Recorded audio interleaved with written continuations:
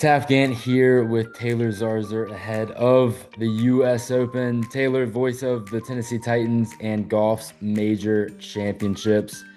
We had so much fun last year previewing the U.S. Open ahead of Oakmont, so we had to get you back on for year two. Thank you so much, Taylor. Well, being Mr. Pinehurst like you are, I know how much you love the U.S. Open. I know how much you love your Georgia Bulldogs, and I do love those jobs that you said. But I also call some SEC football, and I'm ready to call the Dogs again in the fall in 2026 on TV. So that should be fun, and I have a sneaky suspicion that I'm going to call a couple of those games early in the season, Taft. Well, we'd love to see it. That's one of my favorite crews that you have over there on the SEC network. We were just talking before the podcast about Omaha and how Georgia Yeah. will be playing in that. Just a ton going on in the sports world. But let's get right into golf. Before we do, real quick, Mr. Pinehurst is a term that I'm going to designate to our friend Eric Kuster. That's fair. Tom Pashley, Eric Kuster, and you. Yeah. What's going to be different about this U.S. Open compared to Pinehurst number two, compared to Oakmont and Pebble Beach, the other courses that also host a lot of this major championship? Yeah, I think Shinnecock is the ultimate major championship test in our country. Oakmont has very fast greens, but there's not a whole lot of movement. Well, there's some movement in them. There's not as much movement in them as maybe what you would find at Pinehurst or at Shinnecock. Shinnecock, the penalty for missing a fairway there is rather severe, but the fairways are wide. You do have a lot of room. But the penalty is pretty significant if you miss one, and then there's so much undulation and movement on the green. To me, Taft, if you miss a fairway or miss a green there, the penalty at Shinnecock is more severe, more significant than, say, Pinehurst, which is very severe, or even Oakmont. And I think that the other thing I would add is because it's so close to the ocean, the elements can be a big factor there, maybe more so than they would be at, say, Pinehurst or at Oakmont or some other U.S. Open venues. So you put all that together, I think it is the toughest major championship test that we ever see for a U.S. Open or any major for that matter. And I don't know how the forecast is going to work out for Thursday, but my app right now is telling me that we could have sustained 15, 20-mile-an-hour winds on Thursday and gusts that are, higher than 30 miles an hour, which could be wild if that's the case. Man, that would be awesome. It's that links style golf that you don't get to Yeah. see often, so it's going to be a lot of fun. Brooks Koepka won it in 2018 at +1. The cut that year was 8 over par. How do you expect 2018 US Open to compare to 2026? Well, the USGA would tell you that they lost the golf course in 2018. They did tell you that. Actually, during the broadcast, they said that. And John Bodenhammer is in charge of setting up US Opens for the USGA. I think he is fabulous at what he does. And he doesn't seem to be as enamored with protecting par or taking things to the line as maybe his predecessor was, Mike Davis. And because of that, I don't know. I think the elements will decide what par is. And like you said, I mean, if it's such a significantly challenging test on Thursday, that could have a big impact on the rest of the week. But if they get good weather, I don't think Bodenhammer or Kevin Hammer, who's running the USGA now, and Mike Wan, I don't think that they're as swept up in maybe what was going on in 2018. If 5 or 6 under par wins, so be it. I mean, we've seen, 4 or 5 under win at Oakmont. We've seen good scores win at really tough places. I don't think that they're as enamored with, getting to the line or even threatening crossing it. So I say all that to say that if we can get through Thursday, I still think somewhere around even 1 under, 2 under, probably in that range would win. I think that they know it's nice to see a birdie or an eagle every once in a while and have that opportunity out there on the golf course. But Taft, this golf course is brutal. And if you miss a shot, you are going to pay a big penalty. They have a par 3 there, the 11th hole. where, I mean, truly every score between 2 and 7 is available. If you miss the green there, I mean, you really could make a triple or quadruple bogey on that hole. If you hit the green, you can make birdie, and there's no water on it. It's not long either. It's just, again, there is almost no chance off of the green to hit a good shot onto the green at Shinnecock. So I say all that to tell you that certainly bogeys and double bogeys will come into play, but if you hit it on the green, I think you will be rewarded, and I think you can access flags a little bit better than you could say at Aronimink last month. Rory McIlroy missed the cut that year. He shot 10 over par, so he was 2 shots off through his 2 rounds. When you came on this podcast last year to preview Oakmont, Taylor, we were saying the storyline, the primary storyline at least, was Rory versus Bryson. Rory's held up his end of the bargain. He won the Yeah. Masters back to back. You've been able to interview him in the green jacket, which is one of the highest honors I can imagine in our industry. That's not as much the story with Bryson, who's coming off 2 missed cuts in the major championships. Another thing that you said last year was that Scotty Scheffler versus the field was as good of a bet as we've seen since Tiger Woods. And he hasn't won a tournament since January. The American Express is his only win of the year. A little bit different feeling heading into this week. What do you think are the storylines there? Yeah, there's not that obvious storyline that there was last year. Scotty was as big a favorite as he's ever been. He didn't win. JJ Spawn did, but he was a massive favorite going in, and he had a chance. He was on the leaderboard and finished on the front page of it. But you're right, because of Scheffler, who still is number one in the PGA Tour season-long standings, but because, like you said, he's only won once. He's had a bunch of seconds, three of them, three thirds, but his approach play, Taft, has not been nearly as strong as it's been the last 4 years. And because of that, there's more questions about him just crossing the line and winning the golf tournament here at the U.S. Open.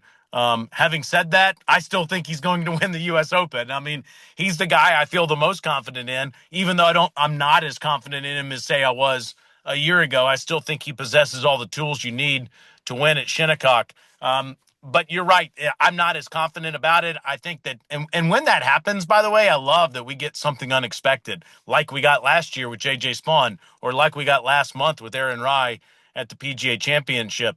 As it relates to Rory, Rory's in a very good headspace right now, but he's not been playing a whole lot of golf this year. He's really been kind of protecting himself and making sure that he's ready for the entirety of the year. He plays a lot more golf in the fall on the DP World Tour than all the other great players in the game do, and I think he's trying to pace himself in 2026. But he'll be ready, I have no doubt. And I'd be shocked if he missed the cut this time around. I think that he will be a factor. Bryson DeChambeau is a different story. Bryson winning at Pinehurst 2 years ago was on top of the world. And then last year at the Masters made such a great charge. And, through last year's Masters, you really had the feeling that Bryson was going to check off another major or two by now and really be a threat consistently. But Taft, I think that there's a couple things going on with him. I think that he's trying to figure out what's going to happen with Liv, if he's going to try to help save it and whatever it turns into next, if it turns into anything. Is he going to be a big part of that?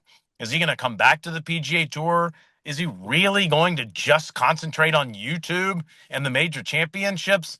By the way, I mean, as somebody that loves YouTube and loves Bob Does Sports and some of the other things that are going on it, that'd be a big bummer, man. If we don't get to see Bryson DeChambeau play in anything more than the major championships, I hope he doesn't make that decision.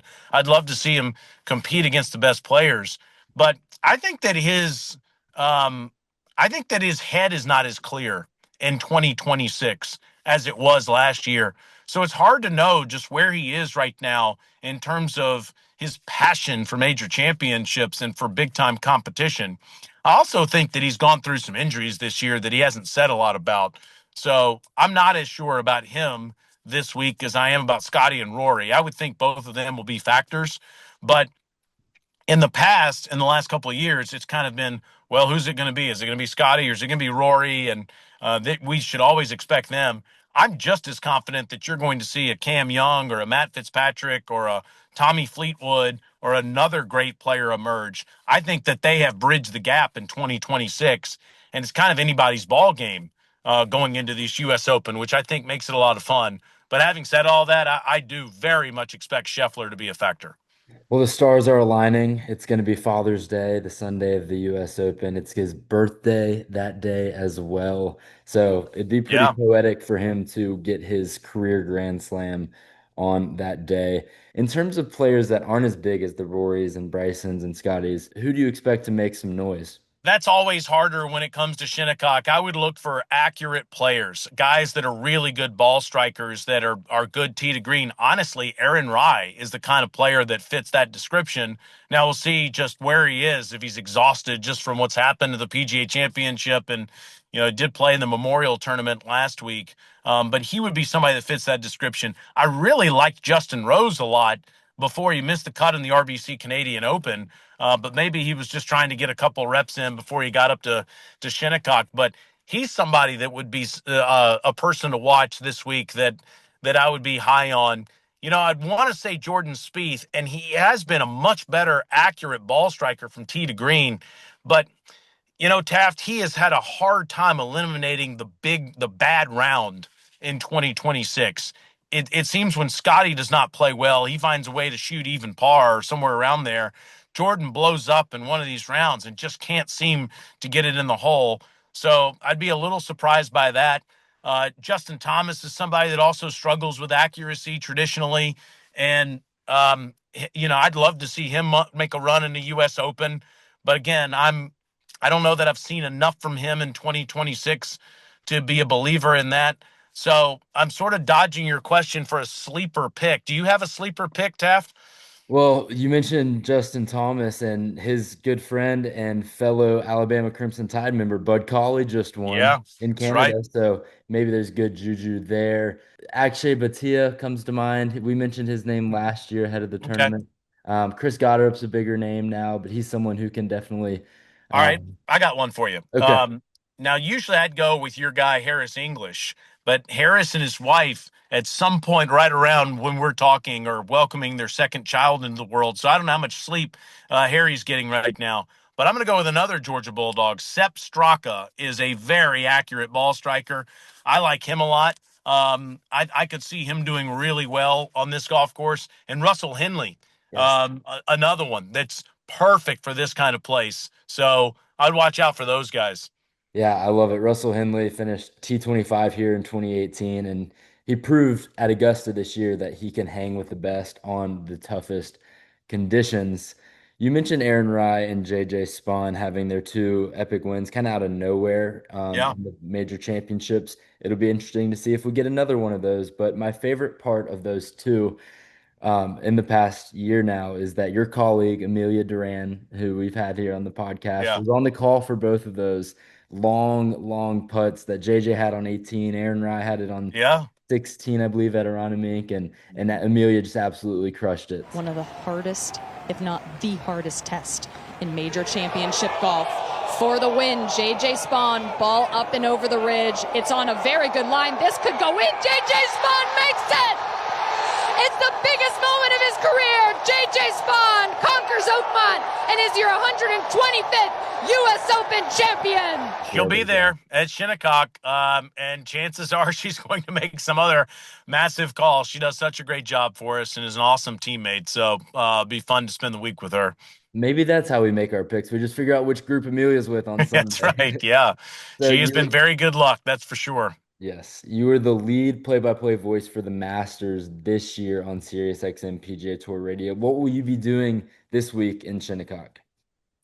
Well, my friend Brian Katrick is going to do the play-by-play. He does it for the U.S. Open every year, and I love listening to BK. He's a great friend. He'll be in the booth with Brendan DeYoung, and Hale Irwin will be in the booth with them as well, three-time U.S. Open champion. So that'll be fun. But I'm going to be doing Thursday and Friday morning, the early coverage. I love doing that, starting the U.S. Open. So I'll be doing that and then I'll be constant. I also have some executive responsibilities overseeing the entire broadcast. So for the U.S. Open, I like to chill a little bit and not do as much play by play for this event. And And then Sunday, I will be doing an interview with the winner. So I'll be doing a bunch of stuff during the broadcast. BK will pitch it to me every once in a while to give some updates, to talk about Father's Day, and then do the winning interview afterwards. So I'll be excited for that. You're probably suspecting, since that I'm not doing as much play-by-play, and I'm going to have some executive work, that I might be bringing my golf clubs to Southampton. And I can neither confirm nor deny that I'll be playing a couple of places, Taft, on Friday and Saturday. Well, that's one of the places on the entire earth where you want to make sure you have your Oh, golf clubs I with mean, you. I think it's number one in the United States. I really do. I think Long Island has the best golf in the United States. So you got to take advantage, right? Enjoy the week and leave us with this. You're in Nashville now before heading to Yeah. Southampton. What's a bold take for the Tennessee Titans? What can we expect to see from the I White mean, Pearl? I got to tell you that the receiving core is significantly improved. I think Carnell Tate is going to have a massive year. He's a deep vertical threat, exactly what Cam Ward needed, what the Titans were missing last year.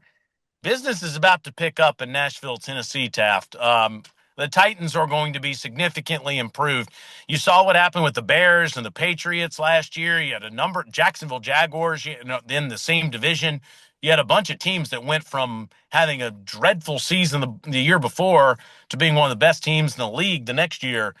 I'm not saying the Titans are going to win 13 plus games, but I think there is going to be a significant turnaround in 2026. So I'm really pumped to be part of it. A small part, just calling the action on Sundays. But I'm getting my Titans game face on. We got to get through this U.S. Open, then it's all Titans after that.